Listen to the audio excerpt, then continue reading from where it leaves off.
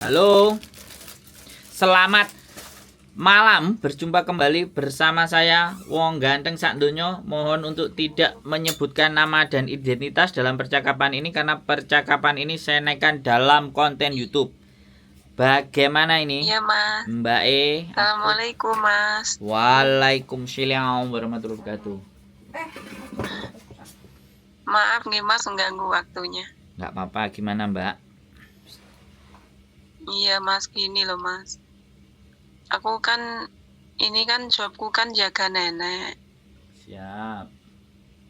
Terus satu rumah sama nenek itu ada anaknya nenek itu yang ragil itu orangnya itu idiot campur setengah gila atau setengah apa itu, Mas, ya Allah. Terus? Dan nenek itu kan sudah jalannya kan sudah nggak sehat.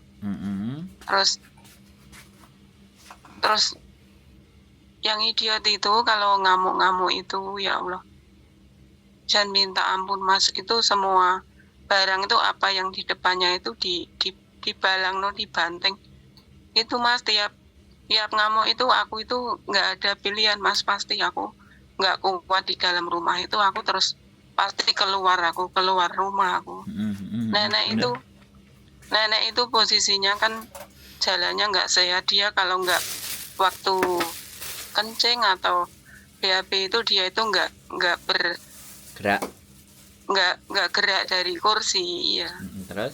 Jadi posisiku jaga nenek. Tapi kalau waktu yang idiot itu kumat itu ngamuk-ngamuk itu aku di dalam rumah itu sangat bahaya loh, Mas. Aku pernah loh dipukul kepala aku, terus itu pel-pelan itu di suamberne itu, botol hoya itu sampai dibanting, pisau-pisau itu kalau aku lagi di dapur itu pokok apa yang di depannya itu dibalang dibanting. Gitu. Siap. Iya. Siap. Itu posisinya, Mas, kalau aku jaga nenek terus di dalam rumah kalau dia ngamuk bahaya itu, aku kalau keluar itu sewaktu aku di luar rumah itu kalau neneknya jatuh atau apa itu aku kena. Itu bisa terkena masalah atau enggak. Betul. Terus. Iya, terus tapi di sisi lain majikanku yang gaji itu kan nggak serumah. Dia itu aku kalau keluar itu pasti minta izin, itu diperbolehkan. Aku disuruh menenangkan hati di luar, suruh beli makanan atau apa, pokoknya sampai hatiku lilih tenang gitu baru boleh masuk rumah. Neneknya nggak apa-apa ditinggalin, tapi pikiranku itu kayak nggak tenang gitu loh, Mas, kalau di luar rumah itu. Makanya, Mas, posisiku itu kalau sebenarnya aku mulai dari habis potongan itu sudah nggak kuat. Katanya agent itu data kan masih dikunci, kalau baru dari Indo kan harus dapat setahun lebih. Ini tak tahan ya Allah, sangat menderita aku menghadapi apa itu kerjaan yang kayak gini, Mas. Itu aku sekarang itu sudah setahun dapat 3 bulan, Mas, tapi bertahan sangat menyakitkan tiap hari kayak gitu, ya Allah. Hari ini tadi aku itu kabur lagi loh, Mas, keluar rumah jam 1 siang nungguin nenek makan itu, aku sampai jam 5 sore aku baru berani pulang. Iya, Mas, itu sedangkan aku mau cari majikan lagi takut prosesnya susah. Sekarang tahun ini umurku kan 46. Tapi aku sudah ke Hongkong sini, tapi berapa tahun yang lalu itu, Mas, yang ini dari Indo, ini yang terakhir ini aku terbang dari Indo, bukan finisan gitu. Halo? Menurut Mas Andro gimana ya, Mas? Oke. Kayak gini posisiku kayak saya gini, sudah siap menjawab, ganti sampean mendengarkan, ya. Jadi iya, Mas, siap. Saya punya plan banyak ini. Dari cerita sampean saya ngambil selah masih ada plan banyak. Jadi gini. Plan pertama, Mas. Ya. Sekali lagi plan pertama. Iya. Karena gini, majikan cari sampean itu karena dia tidak bisa menghandle sendiri. Itu garis bawah. Iya. Itu tujuan ngeceng sampean, ya. Nah, dengan memberi kesempatan sampean untuk pergi ke bawah itu sebenarnya majikan sudah sangat mengerti kondisi dan keadaan. Nah, Iya, memang betul, Mas. oke, Betul. salah satu caranya kan dia pasti pakai punya CCTV, ya kan? Iya, Nah, iya. untuk mengawasi jadi matanya itu kan pakai CCTV. Nah, sampean minta dibagi CCTV-nya. Jadi di saat dangerous dan bahaya, Iya. ya di Iya. saat sampean dangerous dan bahaya kan harus menyelamatkan diri itu, ya kan? Iya, Mas. Sampean harus Iya. keluar sambil sampean sudah nunggu di luar sambil buka CCTV, ngelihat posisi nenek, ya kan? Iya. Nah, Iya. satu hal ketika sampean meminta akses CCTV, ya, buka CCTV, Iya. sampean juga diberi nomornya, akses itu sebagai bentuk sampean ikut mengawasi nenek dari kejauhan, ya kan tidak mungkin Iya, itu iya. anaknya apa cucunya nyakitin nenek kan tidak mungkin tuh kan. Iya, iya. Nah pas sampean kondisi bahaya ketika CCTV itu ada, sampean kan nggak bisa disalahkan karena sampean juga bisa ngerekam itu CCTV dan sampean di bawah pun sambil belanja apa kan sambil ngelihat CCTV, jadi sama-sama mantaunya. Cuman kalau majikan kan nggak bisa datang karena kerjaan, tapi sampean kan bisa sewaktu-waktu naik kalau ngelihat nenek bergerak atau nenek yang nggak pas kan bisa dilihat tuh, bisa dipahami nggak? Iya, iya, Mas. Oke, itu plan yang pertama. Dan Iya. ketika sampean bisa buka CCTV, itu senjata. Salah satu senjata di saat sampean mau dilukai oleh sang anak tadi, itu kan bisa dilihatkan. Kalau sampean sudah jengah dan nggak betah, nah CCTV itu ditunjukin ke labor. Tapi minta izin ke majikan, sampean bicara baik-baik dulu ke majikan. Ya, tapi kalau sampean ingin mempertahankan finish itu kan hanya digunakan ketika sangat darurat sekali. Ya kan? Iya, Mas. Iya. Karena majikan ini baik gitu loh. Ini persoalannya kan majikan baik nih. Jadi kan sampean kayak mati kutu kan, kiri kanan atas bawah, tapi nyawaku terancam begini dan begitu. Betul, Mas. Betul, Nah, itu danger. Makanya saya bilang, boleh gak saya juga dikasih akses CCTV? Karena saya juga takut kalau seandainya nenek itu jatuh dan aku nggak bisa ngelihat, kamu pasti nyalain saya. Sedangkan posisi itu. Ya dengerin saya ngomong dulu kan, posisi saya kan posisi terdesak, kiri kanan atas bawah saya bakalan kena. Sampean tinggal minta akses itu, ya kan? Nah, kalau suatu ketika sampean sudah sangat-sangat budak ya, isi kepala itu sudah tidak terkendali, ya sampean ngomong ke majikan. Kelihatannya mental saya sudah nggak kuat, singsang dadai. Karena ini mengancam dan ini sangat berbahaya. Saya tidak akan membawa ini ke ranah polisi, tapi tolong berikan saya surat finish. Berikan saya catatan baik walaupun saya tidak selesai finish. Kalau dia menolak, ya sekali lagi kan kita harus ngatur strategi nih, Mbak. CCTV itu kalau ada yang berbahaya dan danger kan sampean rekam, sampean bisa ngelihat, sampean bisa rekam, sampean bisa ambil, ya kan? Adegan yang melempar dan semuanya kan bahaya tuh. CCTV kan oke, sampean begitu turun langsung buka itu kan, ya. Tapi kan kita nggak bisa, entah apapun caranya, sampean bisa buka putar dari awal sampai belakang itu direkam. Jadi itu kalau sampean tidak bisa negosiasi dengan majikan untuk memberikan catatan baik, itu yang kita serahkan ke labor. Atau itu juga bisa ditunjukin ke KJRI. Jadi jangan diberikan kepada siapapun, ya kan? Jadi disimpan sampean sendiri untuk apabila sampean sudah mentok. Itu solusi yang pertama. Solusi yang kedua, sampean sudah lewat dari 1 tahun. Ya sudah, kunci mengunci itu sudah selesai. Sudah nggak ada. Sudah bisa kalau mau proses lagi.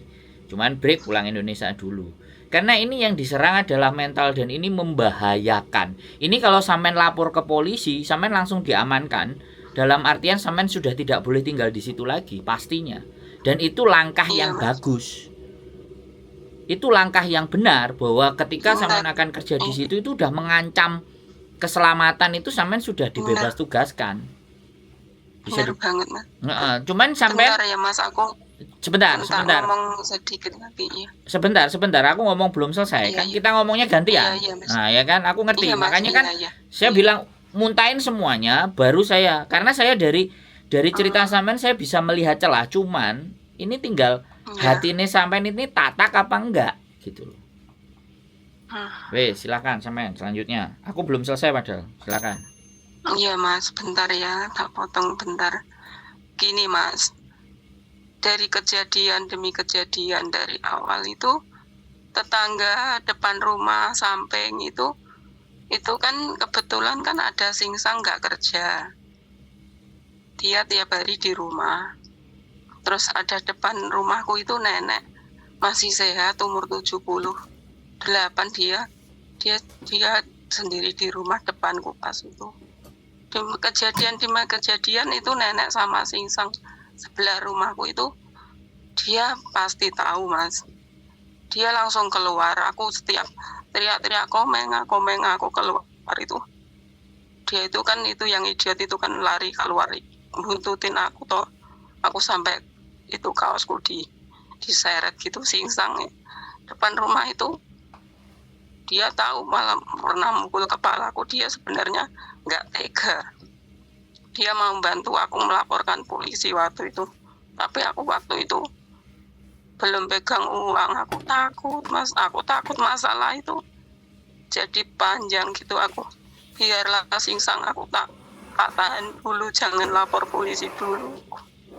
Dia itu sebenarnya pengen bantu. Dia kasihan banget sama aku. Oke. Sebenarnya mereka itu bisa jadi bukti singsang. Ya oke Mas. Jadi gini Mbak, kalau sudah mentok ya sudah, lepaskan. Sudah. Kalau tidak ada diskusi dan sampean tidak ingin diperpanjang, kan sampean tanya menurut sampean tadi piye, kan itu. Saya ada dua option. Ya, option yang pertama seperti itu, karena kalau sampean akan melaporkan dan anak itu ternyata terdata kena gangguan mental, dalam persidangan dan kasus apapun kita akan kalah tetap. Walaupun ada bukti pengeroyokan, kekerasan.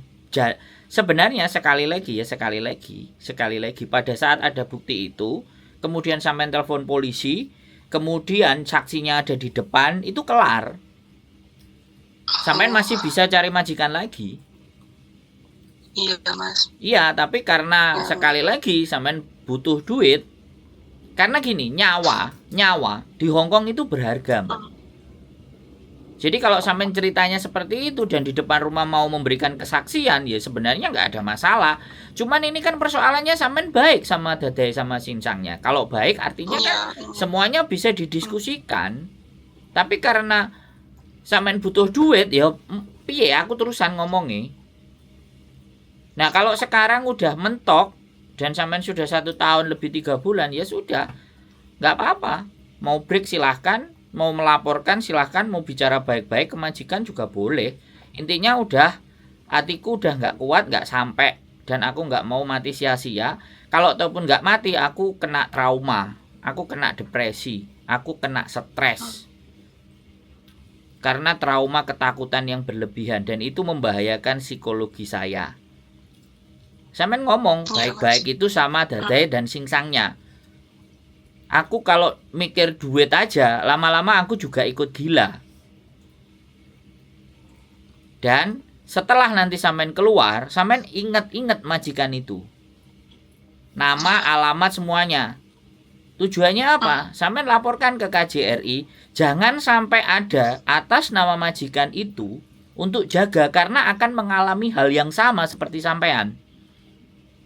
Ya untung kan tidak mati. Jadi sampean menyelamatkan jiwa-jiwa berikutnya yang akan datang ke situ. Ya, betul Mas. Ya, jangan bersedih ya Mbak. Iya Mbak, iya Mas. Ini tantangan hidup ya. Sekali lagi aku berbicara itu bagaimana kita kuat menghadapi segala bentuk persoalan. Iya kan? Bukan aku tidak berempati. Aku ngerti sampean setiap hari dihantui ketakutan yang besar, setiap hari kekhawatiran. Tapi ketika sampean tidak melakukan itu, sing nang omah gak oleh duit, ini memang keputusan yang berat. Tapi hari ini dan besok sampean bisa langsung ngomong ke Dadai Singsang untuk selesai, nggak apa-apa.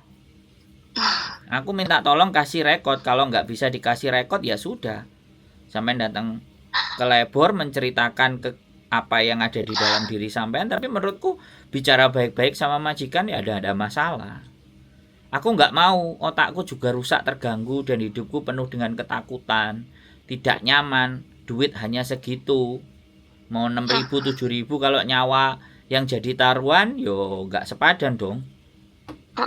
Ya karena sampean teleponnya baru sekarang, ya sudah. Saya kan berbicara ke depan, nggak ke belakang. Iya Mas. Ya, jadi sekali lagi saya mohon dimaafkan. Dan siapapun yang nonton, menangis itu boleh sebentar. Tapi apakah dengan menangis itu bisa menjadikan solusi? Kan tidak. Makanya sampean mencoba untuk kuat, dan ini adalah ujian bagi sampean.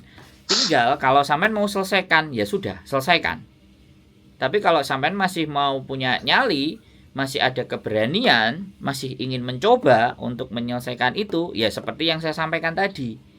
Itu depend on sampean. Sekali lagi bukan saya memutuskan. Bisa dipahami nggak, Mbak? Bisa Mas. Soalnya bisa. kalau sampean nangis, sekali lagi kalau sampean nangis, logika sampean itu nggak jalan. Kalau logikanya nggak jalan, yang saya sampaikan sebagus apapun sampean akan menolak karena logikanya nggak jalan. Jadi sebaiknya kalau misalnya telepon sama saya, siapin hati dan mentalnya semuanya. It's okay. Saya tidak akan menyalahkan sampean karena saya mengerti kondisi keadaan sampean sangat-sangat tertekan. Tapi persoalannya yang bisa saya lakukan itu apa, kan gitu. Kecuali memberikan semangat buat sampean. Kan tidak mungkin saya ngomong sama majikan. Iya benar. Iya kan, saya tidak mungkin juga nggantiin hidupnya sampean, kan ya nggak mungkin juga. Yang sangat memungkinkan adalah sampean berkonsentrasi untuk berpikir, saya teruskan apa saya selesaikan di sini. Kalau saya bilang, kalau sampean mau teruskan, tadi solusinya di depan. Tapi kalau sampean selesaikan, ya sudah, sampean ngomong dan bicara baik-baik ke majikan. Bisa dipahami nggak, Mbak, kalimat saya? Bisa Mas, bisa. Sorry agak sadis. Tapi boleh, karena saya nggak ingin boleh. konten saya itu isinya tangisan, Mbak. Tangisan kesedihan. Iya, betul, Mas. Ya, kita berjuang di sini. Saya sangat Mas. bisa merasakan. Tapi kita berjuang dan bagaimana kita keluar dari arena pertempuran ini, tapi tidak sebagai pengecut gitu loh, Mbak. Itu yang saya nggak suka. Kita keluar jadi pengecut. Mas mau gitu loh. Mau tanya sedikit boleh Mas? Boleh, silakan. Kan katanya Mas Andro tadi kan kalau bisa kan dibicarakan ke majikan baik-baik. Seumpama majikan itu ya tetap suruh sabar, suruh jalani dulu. Tapi aku kalau seumpama sudah sampai di titik puncak nggak kuat itu, aku seperti apa yang Mas Andro katakan tadi, lapor ke KJRI atau ke Lebor. Ya boleh, itu Lebor boleh, KJRI boleh. Tapi sampean sebaiknya ngomong. Harus punya bukti ya. Nggak usah bukti pun nggak apa-apa. Dari sampean lapor dengan tangisan semuanya itu mereka bisa ngelihat. Oh gitu Mas. Iya, sampean kalau cerita kan akan ke bahasa Kantonis kan, ketika sampean ngomong kan dia bisa ngerasain ketertekanan sampean. Iya, itu semua. Iya, apa yang kan pasti unek-unek itu keluar semua, itu kan kenyataan. Nah, terus kalau sampean mau kuat, mau ada bukti, ya sudah, minta tolong Singsang depan rumah sama Bobo depan rumah, boleh nggak namanya siapa? Terus alamatnya ada.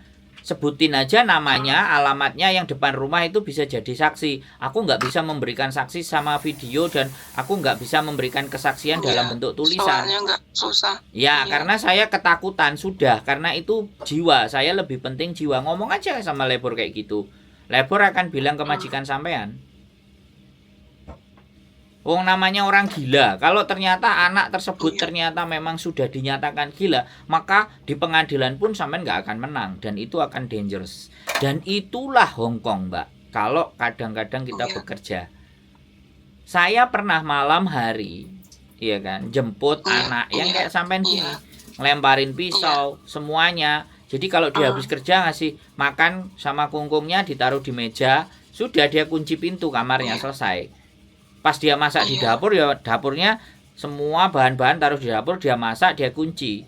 Dia lihat di luar ada kakeknya apa enggak ada, terus disiapin di depan meja, terus ditutup-tutupin, sudah selesai dia masuk ke kamar kayak gitu. Kerjaannya jumpit-jumpitan. Terus, Iya, seperti aku juga gitu, Mas. nah, ya nggak apa-apa sampean ceritakan. Nggak ada persoalan itu. Sampean jangan takut. Kecuali sampean utangnya 10 miliar. Atau sampean pingin Enggak, beli Mas, enggak istana punya atau beli utang. pesawat, aku Iya. kan nggak ngerti. Bisa dipahami Iya. nggak? Iya, enggak. Oke. Halo. Iya, Mas. Ya. Iya. Ya, sekali lagi Mbak, Itu kita bicara ke depan. Iya, Mas. Wes, Iya. gimana? Iya, Mas. Iya, iya. Itu, Mas, itu nanti umpama aku bicara sama majikan baik-baik, enggak cuma suruh sabar-sabar.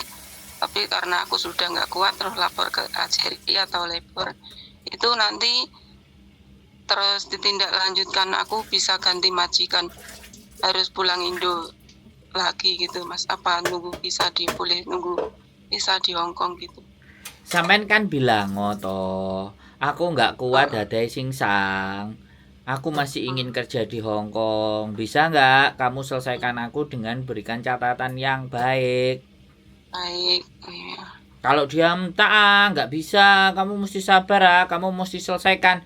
Ya sudah, sampai nulis surat sendiri one man notice, atau hari itu juga keluar bayar 1 bulan gaji, atau sampai lapor, habis itu lapor ke labor. Setelah lapor ke labor ya biar labor yang ngecek, yang mutusin, yang ngabarin dengan pertimbangan. Nggak usah 2 hari 3 hari, sampai follow up lagi ke labor bagaimana labor tentang kasus saya. Kalau labor juga nggak ngasih, ya sudah one man notice, kelar.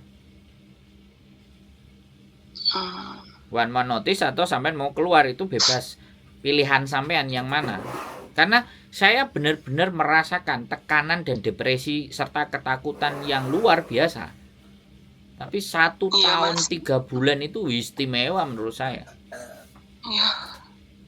Nggak usah Bertahan mati-matian. Ya. nggak usah takut nggak dapat majikan. Buat saya, selama sampean punya catatan yang baik, yang benar, yang luar biasa, dan labor mencatatkan itu untuk memberikan rekod, ya sampean tinggal ngomong. Nanti kalau ke KJRI sampean bisa ngomong, ke labor sampean juga bisa ngomong, saya masih ingin mencari majikan lagi, saya masih butuh pekerjaan di Hong Kong, bisa nggak saya dikasih rekomendasi agar saya nanti di imigrasi ketika proses baik-baik saja. Makanya kan lapisan pertama adalah minta rekomendasi baik dari majikan. Itu lapisan pertama. Ketika majikan nggak bisa ngasih, ya sudah labor itu sudah final. Sampai di labor itu sudah final, keputusan final yang akan diputuskan sama labor dalam kasusnya sampean. Ini benar-benar miris. Nah, ini saya juga senang ketika sampean telepon ke saya, dalam artian saya akan mencegah seseorang itu terjadi depresi, bahkan bunuh diri. Kan bisa kayak gini, Mbak. Yang nggak tahan-tahan kayak gini, terus di rumah nggak ada duit, di rumah serba gini serba gitu. Aku mulai yo gak iso apa-apa, nang kene dadi koyo ngene wis aku tak mati ae. Lah itu kan dangerous. Iya. Kan kalau orang sudah depresinya sangat tinggi sekali kan, coba kemana? Frustasi kan? Nah, frustasi ini kan macam-macam. Kayak kasus cerita yang di Satin kemarin, Satin atau Maunsan aku nggak ngerti. Anaknya diem aja nggak ngomong kemana-mana, tahu-tahu lompat dari lantai gak jelas. Makanya kan tujuannya di konten ini supaya itu gitu loh. Untold story namanya, untold story. Jadi kisah-kisah dan cerita-cerita yang tidak terkuak. Ini kenapa saya semangat gitu loh. Saya bukan marah ya, Mbak. Ini saya semangat. Iya, Mas. Iya. Saya aku malah seneng, Mas. Ini transfer gitu loh. Transfer kekuatan dengan cara yang seperti ini gitu loh. Karena aku bukan pertapa semedi yang puluhan tahun sehingga bisa mentransfer energi. Nah, makanya dengan sampean telepon ini kan, dengan saya ngomong itu memasukkan sesuatu biar sampean kuat dan tahu bagaimana menghadapi. Karena orang kalau sudah takut, orang sudah khawatir, orang sudah depresi, tekanan yang sangat tinggi, itu bisa membabi buta dan itu berbahaya. Nah, ini yang tidak dilakukan oleh siapa, ya oleh orang-orang, karena memang ya hal kayak gini kan tidak bisa diceritain. Aku sangat terima kasih banget sama Mas Andrew sudah ngasih solusi yang maksudnya yang sangat penting banget aku dapatkan gitu Mas Andrew. Jangan khawatir sampean nggak dapat majikan. Sudah 1 tahun 3 bulan itu sudah rekor, dan sampean lama-lama kan sudah ada. Dan sekali lagi nggak usah disesali atau nggak usah dipikirkan ke depan nanti dapat atau tidak. Itu Tuhan yang urus sudah.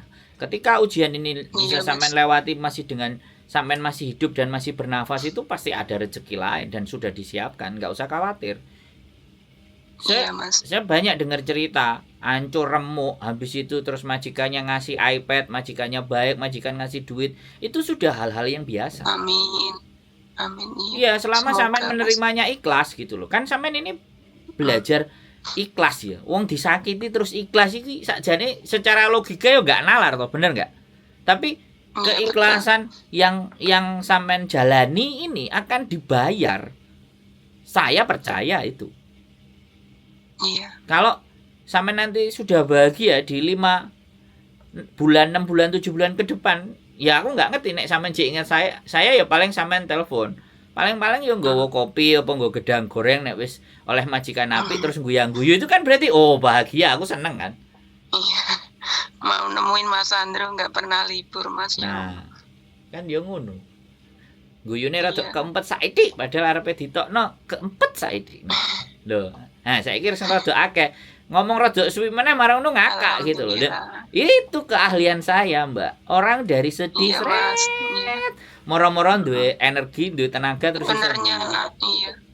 Mau ngubungin Mas Andrew dari kemarin itu belum sempat Mas. Tadi pagi Mbak Yuli telepon saya. Mbak, aku kalau belum malam nggak bisa telepon, nanti malam saya hubungi Mbak Yuli.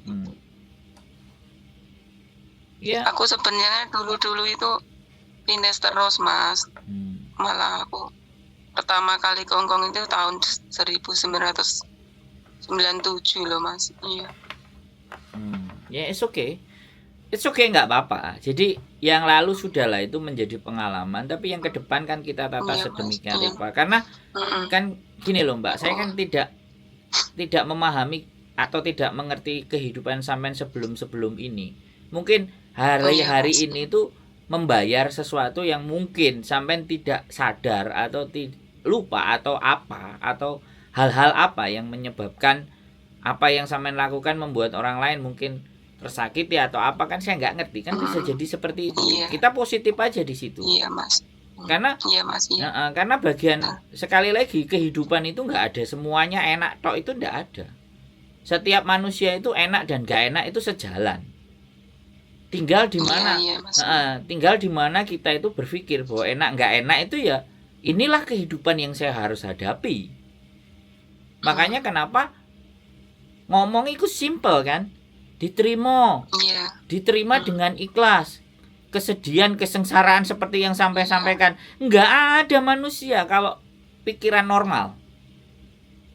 Makanya kita harus juga bisa belajar menjadi abnormal, bahwa lah sekarang ini sudah dihadapi, sudah terjadi, dan sampean memilih untuk tetap stay di situ, berarti kan sampean menerima. Jadi seperti itu, menurut saya nggak ada masalah. Dan sekali lagi tidak ada ke depan sampean tambah remuk tambah hancur, itu nggak ada. Makanya kenapa ya saya nggak ngerti juga kenapa sampean harus dipertemukan dengan saya dan ditelepon dengan saya. Ya ini kan bukan sesuatu yang kebetulan, tapi by design.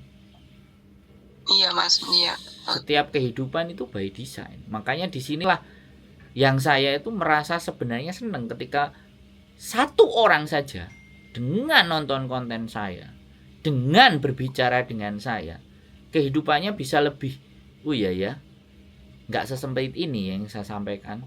Oh, yang saya alami ya nggak susah banget ya. Oh, caranya dengan begini dan begitu ya. Itu kan artinya bisa keluar dari keadaan. Iya Mas, Nah, itu sangat bermanfaat banget nasihat Mas Andrew sama ngasih solusi yang sangat penting banget Mas. Ya Allah. Jadi seperti itu Mbak. Intinya Nah, itu aku iya. ya sudah sampean punya gambaran kan harus seperti apa dan harus bagaimana memutuskan kan, pasti sudah bisa memahami kan. Iya udah paham banget Mas aku. Siap. Nanti apa yang Mas Andrew nasihatkan ke saya, nanti saya inget-inget. Pokoknya kalau di saat situasi yang sangat terdesak itu, saya nanti bisa bertindak apa yang Mas Andrew nasihatkan ke saya gitu. Iya. Makasih banyak ya Mas ya. Sehat selalu ya, tetap semangat ya. Iya. Pasti bisa. Amin. Pasti terlewati ini sama Insya sampean. Allah. Ya. Amin. Oke. Semoga Mas. Makasih Mas Andrew. sehat selalu Mbak matur sembah nuwun. Amin. Assalamualaikum. Waalaikumsalam warahmatullahi wabarakatuh.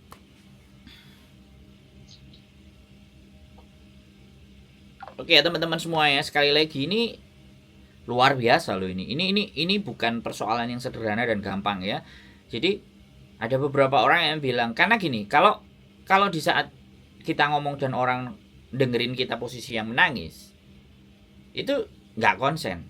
Makanya kadang-kadang buat teman-teman semuanya yang mau curhat, yang kita nggak bisa menahan air mata karena itu kesedihan, nggak apa-apa ya, cuci muka dulu, istighfar dulu, semuanya beres. Kalau mau muslim ya silakan wudhu, kalau enggak ya berdoa sebentar, udah hatinya tenang silakan telepon. Karena penting bagi saya untuk berdiskusi dengan orang yang sudah pikirannya kebuka. Kalau masih di dalam kesedihan, nikmati dulu kesedihannya, rasakan dulu kesedihannya, habiskan baru telepon ya. Kalau sedih kita ngomong, jadi seolah-olah kamu tuh ngerti ya bahwa aku tuh sedih gitu. Lah terus nek awakmu sedih aku kudu piye? Kan nggak bisa begitu juga. Kan kita harus bawa orang ini keluar dari kesedihannya. Kita bawa keluar dari persoalan itu, kita bawa keluar dari masalah itu. Karena siapapun ya, itu tidak bisa menyelesaikan sesuatu. Ada yang manusia hidup itu sebenarnya tidak bisa menyelesaikan sendiri, tidak bisa berdiri sendiri. Selalu harus ada orang lain. Salah satunya untuk ini. Okay, keep stay tune my YouTube channel and see you next video. Bye bye.